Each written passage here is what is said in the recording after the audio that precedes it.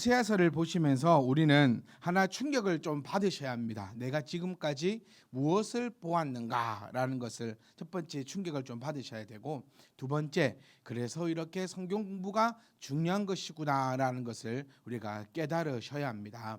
호세아서를 강해하기 위해서 우리는 이스라엘의 역사에 대해서 쭉 배워왔다라고 해도 과언이 아닐 것입니다. 왜 제가 여러분 충격을 받아야 된다고 했냐면, 보세요.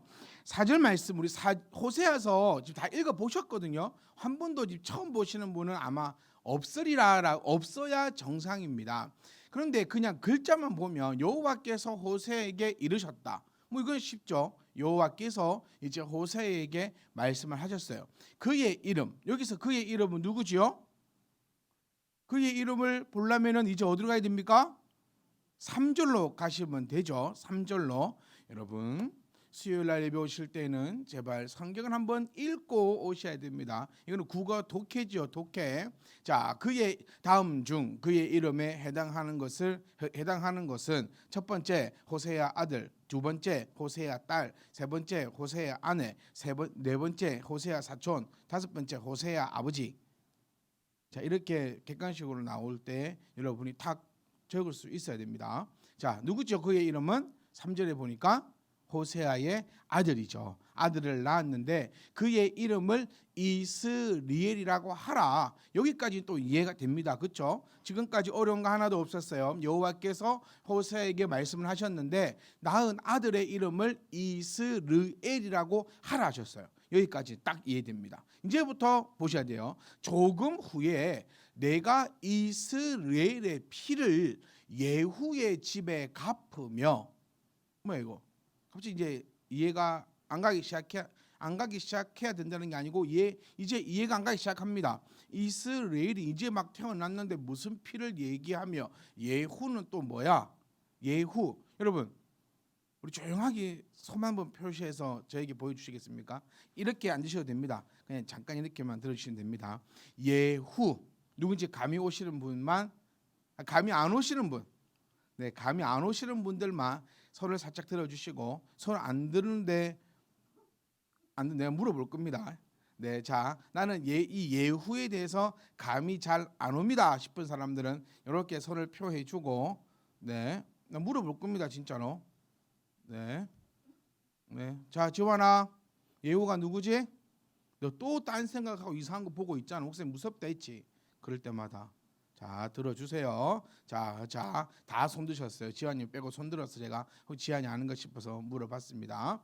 자, 이상한 데 보지 말고 자 집중을 20분이면 끝납니다. 20분 딱 집중을 해주셔야 돼요. 조금 여러분 좀 마음이 아프기도 해요. 예후를 왜 모르지? 네, 예후는 왕이잖아요. 왕. 네, 이스라엘의 왕이잖아요. 네, 예, 알려드렸습니다. 예, 우리 엄청 많이 읽었던 왕입니다. 자, 여기까지 딱 두고요. 자, 그러면 이스라엘의 피를 예후의 집에 갚는다.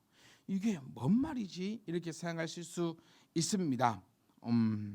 네, 이렇게 좀 생각 안 되시고 이걸 딱 보고 오 이렇게 했으면 더 좋았을 법한데, 이스라엘은요, 뜻은 하나님께서 흩으신다라는 뜻을 가지고 있는데, 여러분 혹시 기억하실지 모르겠습니다. 열왕기하 9장과 10장에 나오는 역사가 여기에 지금 들어가 있는 겁니다. 자, 그 역사를 잠깐 한번 살펴보겠습니다. 열왕기하 9장에서 10장, 그러니까 이스라엘의 역사인데요. 들으면 여러분 손뼉을 이렇게 크게 치지 마시고 마음으로, 내가 알겠으면 마음으로 손뼉을 치셔도요, 제가 눈빛을 보고는 알 수 있습니다. 손뼉을 쳤는지 안 쳤는지. 자, 열왕기하 9장 10장에 나옵니다. 예후가 이스라엘 골짜기에서 아합의 집을 멸망시킨 사건이 나옵니다. 자, 아합은 또 우리가 좀 익숙하죠. 아합은 또 이스라엘 왕입니다. 여기서 계속 제가 이스라엘이라고 얘기하는 것은 이스라엘은 북이스라엘을 이제 의미합니다. 호세아서를 얘기할 때 제가 이제 이스라엘, 북이스라엘 이렇게 표현 안 할 겁니다. 왜냐하면 우리는 다 알고 있기 때문에 북자 하나 붙으면 0.1초가 깎이거든요. 그러니까 이 시간을 좀 아끼기 위해서 호세아서에서 이스라엘을 얘기할 때는 유다와 이스라엘이 나누어져서 이렇게 저렇게 한다는 그 사실을 여러분들이 딱 기억하셔서 이스라엘이라고 얘기할 때 전체를 다 살펴보시면 안 됩니다. 그래서 우리 성경에는 이 신약도 마찬가지입니다. 이스라엘과 유대를 분리해서 부르고 있고 지금 현재 이제 1960년대에 이스라엘이 완성되면서 우리가 이스라엘이라고 부르고 있는 거지 성경에서는 확실하게 구분해 주고 있다라는 것을 아셔야 됩니다. 그러니까 창세기나 우리 모세오경 좀 빠르죠. 네. 창세기나 모세오경 요점에 나오는 이스라엘은 전부를 가리키고 이 이후부터 나오는 이스라엘은 요쪽을 가리킨다라는 사실을 딱 아시면 됩니다. 그러니까 이스르엘이란 지명을 따와서 하나님께서는 호세아의 아들의 이름을 지으라고 한 겁니다. 그러니까 이스르엘의 지명 우리말로 하면요. 지명 그래 수완 이 지명 있지 않습니까? 이 지명 아이를 낳았더니 그 아이의 이름을 수완으로 지으라고 하는 겁니다. 그러면 왜 그러냐로 가면 이 수완에 얽혀 있는 이제 그 역사를 알아야 되는 거죠. 그 역사를 알게 되면 하나님께서 무슨 뜻으로 무엇을 의미하고 계시는구나라는 것을 우리가 파악을 할 수 있다라는 거예요. 이스르엘은 지명의 이름인데 그 지역에서 아합 왕을 예후가 아주 처참하게 몰살을 했던 곳을 이 이스르엘이라고 보셔야 됩니다. 그러니까 보세요. 이스르엘의 피를 이제 예후의 집에 갚겠다라고 말씀하고 계신 거예요. 그러니까 이제 이스르엘이라는 지역에서 아합 왕의 그 일가족뿐만 아니라 그의 모든 자들이 이 지역에서 피를 다 죽어버린 거예요. 그러니까 그 피를 얘기합니다. 우리 딱 갑자기 떠올랐다. 그 조선을 건국할 때 그 어디죠? 죽었던 다리? 네, 네? 선주교 맞습니까? 네, 맞는 것 같아요. 그 누굽니까? 정몽주 이 몸이 죽고 일곱번 그 있잖아요. 그거 그 선주교. 만약에 그 선주교에서 전몽주의 피가 울고 있다 이렇게 표현하지 않습니까? 그래서 아마 아이를 낳으면 그 애를 김선죽 이렇게는 안 지을 거예요. 무슨 말인지 알겠죠? 그러니까 선주교에는 그 정몽주의 피가 지금 흐르고 있는 거 아니잖아요. 그런데 그렇게 상징하는 것처럼 이스라엘의 지역은요 생각하기도 싫고 떠올리기도 싫은 아주 처참한 그런 지역이 이 지역입니다. 그러니까 그 피가 이제 예후의 집에 갚겠다. 그런데 이 사건이요 그렇게 단순하진 않습니다. 재밌는 게 뭐냐면 아합의 집의 멸망을 엘리야가 예언을 했습니다. 여러분 이때 제가 좀 바라는 거는 우리 제 얘기도 조선 시대에 그 피를 흘렸던 그 다리가 누구죠? 하면 바로 이 선주교가 누구였죠? 전몽주 이렇게 나오는 것처럼 이렇게 엘리야 시절에 아합의 집의 멸망을 예언했다 이러면은 이렇게 떠올라지면 참 좋은데 네, 오늘 표정들을 보니까 뭔 소리래? 이 선주교 같은 그런 반응이 나오지 않아요. 네, 그게 참 안타깝습니다, 여러분. 우리 사실 선주교에 대한 역사보다 아합 왕의 역사를 여러분 사실 더 많이 들으셨고 더 많이 배우셨습니다. 자, 어쨌든 간에 이 엘리야가 아합의 집의 멸망을 예언했습니다. 네, 언제 이렇게 하면 이제 또 열왕기상 21장 이런 쪽으로 보면은 아합 왕의 멸망을 엘리야가 예언을 하고요. 엘리사가 열왕기상 9장 보시면은 이제 명합니다. 엘리야의 제자가 누구죠? 네, 엘리사. 네, 엘사가 아니고 엘리사. 네, 엘리사. 네, 엘리야의 형제가 아니죠. 엘리야, 엘리사니까 성이 같다 이래가지고 또 형제다 그렇게 성이 없어요. 자, 엘리야의 제자가 엘리사. 그러니까 엘리야가 아합 왕의 가문이 멸망할 거다라고 예언했고 엘리사가 명하였고 하나님으로부터 인정받은 일이 하나님께 쓰임 받은 자가 누구였습니까? 예후였습니다. 예후. 하나님의 쓰임을 받아서 예후가 가가지고 아합의 집을 멸망을 시키는 사건이 이 사건입니다. 그런데 여기서 우리는 의아한 겁니다. 뜨아 이렇게 하는 거죠. 분명히 하나님께서 예후를 사용하셔서 아합의 집을 멸망시켰는데 왜 여기서 난데없이 예후에게 갚겠다, 이스라엘의 피를 왜 갑자기 예후의 집에 갚겠다 하느냐.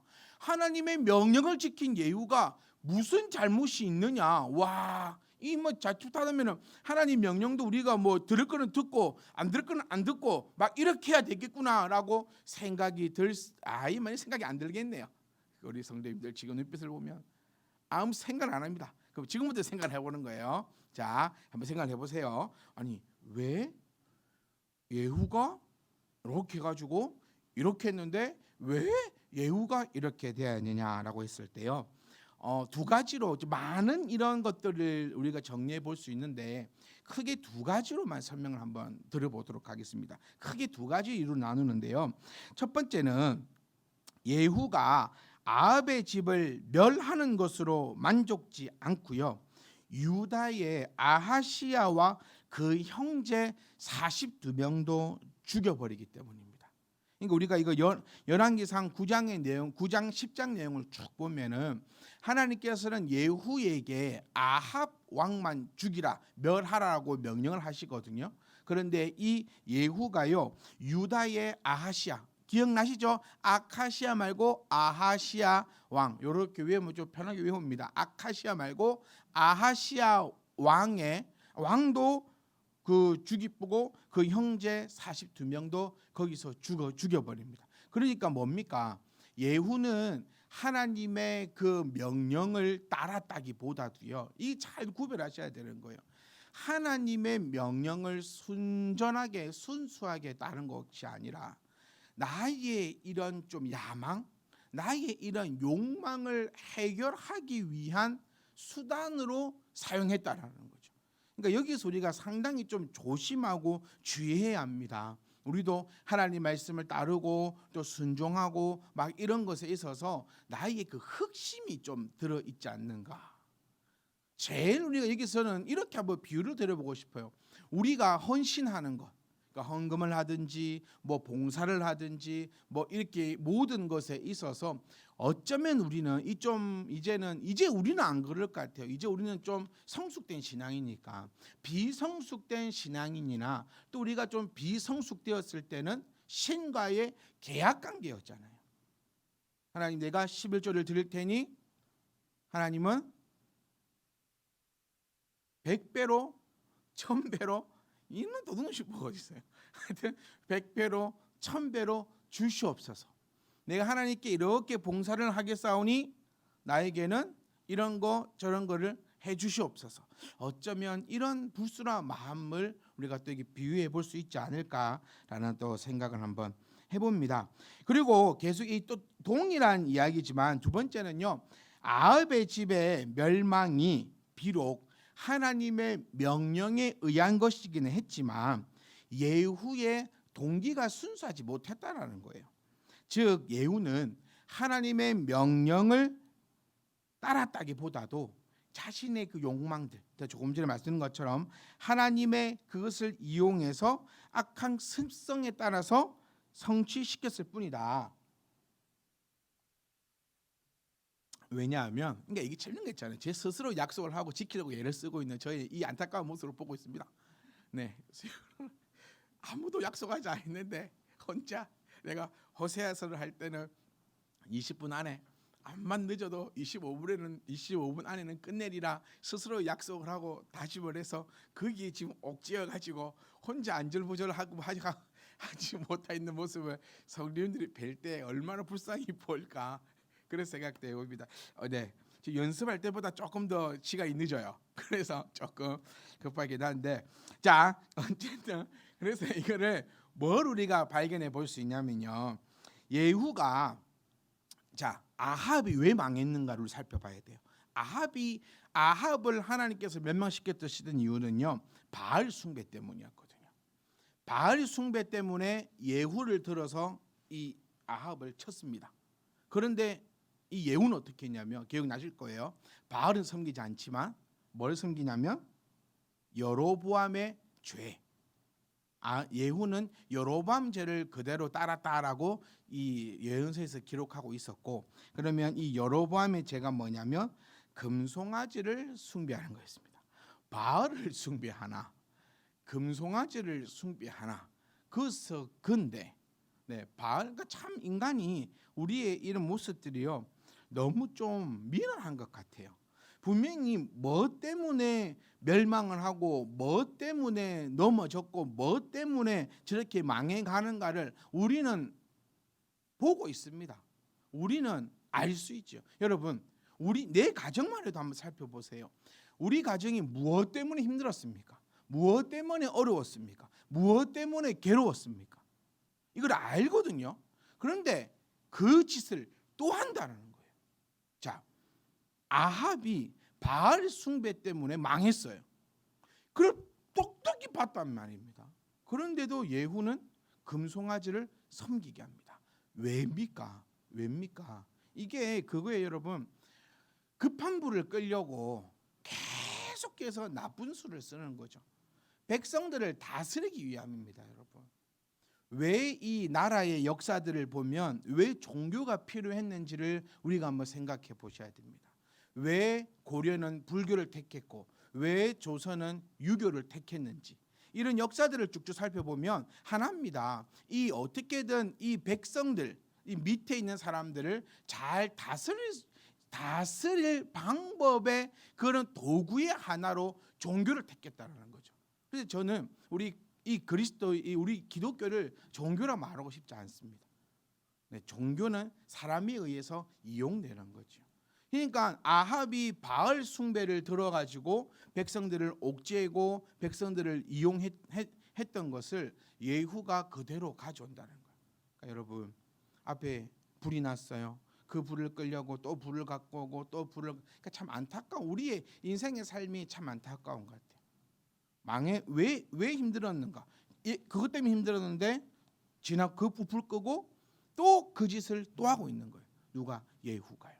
바알 때문에 망했는데 그거를 이제 힘들거든요. 지금 바알을 없애버렸더니 백성들을 다스리기가 이제 힘이 드는 거예요.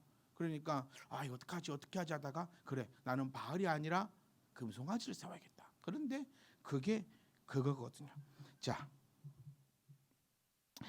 자, 그래서 우리는 이 왜 하나님께서는 예후를 멸망시키겠다라고 예언하셨는지 우리는 그에 대해서 한번 살펴보았습니다. 그러니까 하나님 명령을 따랐는데 억울하게 죽임을 당한다라는 것이 이제 아니라는 거죠. 하나님의 그 명령을 자신의 것으로 이렇게 교모히 이용을 하고 또 아합이 망했던 바알, 저 웃음밖에 안 나와요. 바알이나 금송아지나.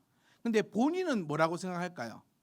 본인은 다르다고 하는 거예요. 이게 참 그 사람의 자기 합리화라든지 아니면 딱 막혀갖고 지금 지나고 나오면은 그서 근대요. 밥은 안 먹고 라면 먹는데 그서 차라리 밥을 먹으라 하거든요. 그서 근대요.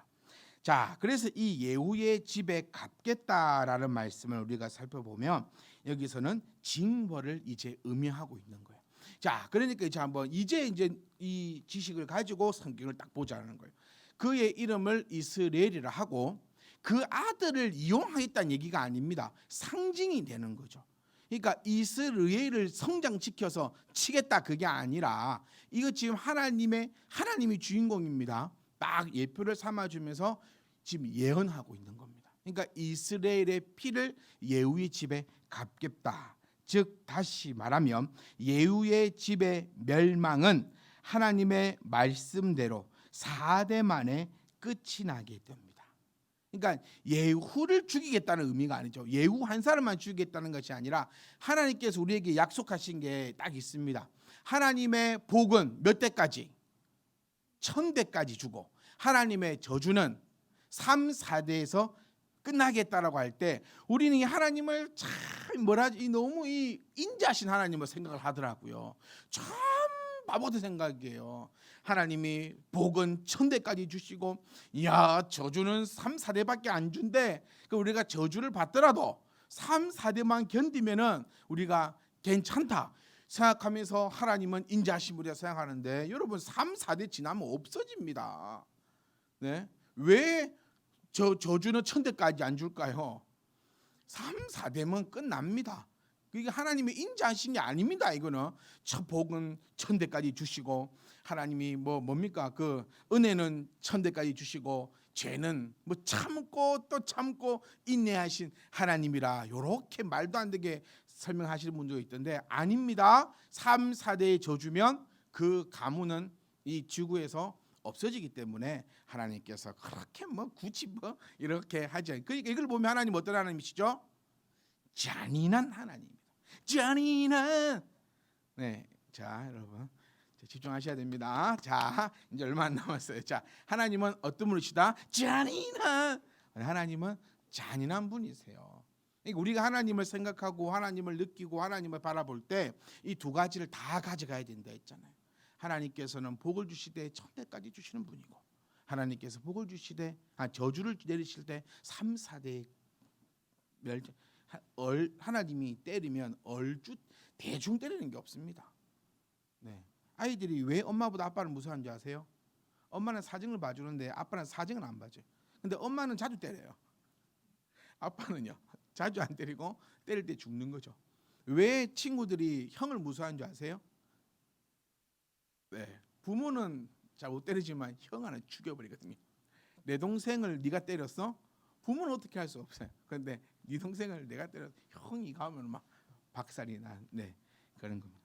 네, 제가 우리 참빛 주니 아이들에게 무슨 일이 생기면 우리 교회의 삼촌 태훈이 삼촌한테 얘기를 하면 돼. 다 이야기해놨어. 나는 어떻게 사회적 지위와 체면이 있어서 내가 어떻게 할 수는 없지만 너는 아직 사회적 지위와 체면이 없기 때문에 네 마음대로 휩쓸어버려라, 이렇게도 얘기했으니까 우리 주니 친구들은 마음을 딱 무슨 일이 있을 때 이야기하면 됩니다. 자, 이제 딴 데로 가면 돼요. 그래서 4대 만에 예후의 그 집이 예언한 대로 4대 만에 요아스, 여로보암, 스가랴에 미쳐서 4대 만에 끝이 나버리게 됩니다. 그리고 스가랴 통치, 우리 스가랴 맨 마지막 예후의 가문의 마지막이 스가랴인데, 통치 6개월 만에 발룸의 방역으로 죽임을 당함으로써 이 예언이 성취되었음을 우리는 알 수 있습니다. 그리고 이스라엘 족속의 나라를 폐할 것이다라고 나타낼 때도 우리는 여기서 또 한 가지 탁 봐야 되는 게 있어. 이거 아니잖아. 예후의 가문이 멸망했고 스가랴가 무너지면서 다른 왕조가 서잖아요. 그러면 이스라엘 망한 게 아닌데 이렇게 생각할 수 있지만, 예후 왕조의 몰락은요 이스라엘의 멸망을 예고하는 것입니다. 비록 그 이후에 반세기 동안 북왕국은 이스라엘은 지속이 되었지만 예후 가문 이후부터는 계속해서 반역이 되고 살인이 일어나면서 무질서와 무정부 상태였다라고 해도 과언이 아닙니다. 왕이 7일 만에 바뀌어버리고 6개월 만에 바뀌어버리고, 하여튼 살인과 무정부 상태의 나라가 계속 이어가면서 결국에 예후의 왕조의 몰락은 종말의 시작이며 분해 가정의 시작이었다라는 점을 우리가 바라볼 때에, 하나님께서는 이 4절 이 말씀을 통해서 정말 보세요. 한 줄, 두 줄, 세 줄, 네 줄이 있는 이 말씀이지만 사실 제가 오늘 여러분과 함께 나누었던 것도 압축해서 시간을 딱 지킨 말씀이거든요. 여러분, 우리가 이 점을 통해서도 하나님을 우리가 발견할 수 있었으면 좋겠습니다. 전능하신 하나님, 정말 전지전능하신 하나님을 우리가 발견하고 하나님의 그 사랑하심과 또 하나님의 그 무서움까지도 우리가 마음에 다 담고 있는 그런 복된 성도의 삶이 될 수 있도록 있기를 주의 이름으로 축복합니다.